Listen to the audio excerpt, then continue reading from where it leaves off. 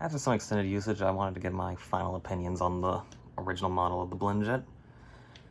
It's been cleaned recently, so I make sure that it's all good and visible to show you everything that is in it and how it works, just so I can best describe how everything seems to feel. For starters, obviously, as any blender should, it's decently good at chopping things up quickly, and it's no lie when it says that as long as it's used with the recommended amounts of stuff, it can get you something decent made within a minute. I mostly used it with chopped up bananas and littler berries like blueberries and such, and while it didn't always get the best consistency, it was decently quick. It got it done fast, and when it didn't feel just right, I found that just messing around with the amounts did more work than anything that involved the Blendjet itself.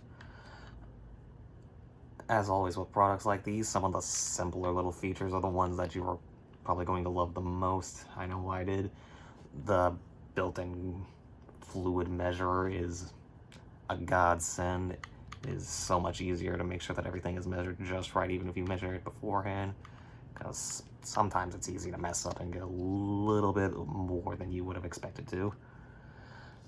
The charging cable that comes with it, as I've thought of before, is a little bit short for the places that you would probably be charging this. I recommend that if you can, go to a store and get a larger charging cable.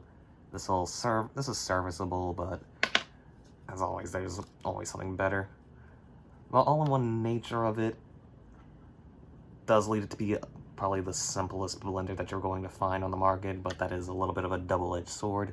You know exactly, once you get familiar with it, you know exactly every time what it's going to make and how it's going to make it, and that can be good, but also there's some stuff that it's just not going to feel the same.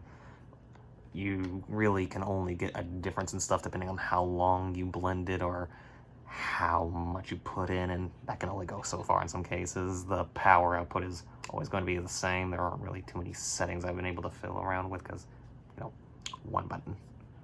But that isn't what the Blendjet is going for either. It's not supposed to be that big fancy blender. It's supposed to be a utility tool. It's supposed to be ergonomic, something easy to use, something simple to use, and something to use on the go. This is probably one of the only portable blenders you're ever going to find out there, as far as I can really tell, that works as good as this. It's easy to charge as long as you know what you're doing beforehand, and I wouldn't recommend drinking right out of it, but just keep a cup on hand and that should do you just fine. Though I do find that I don't really have much of a need for a blender on the go, but just the cheaper nature of this kind of makes up for that to begin with.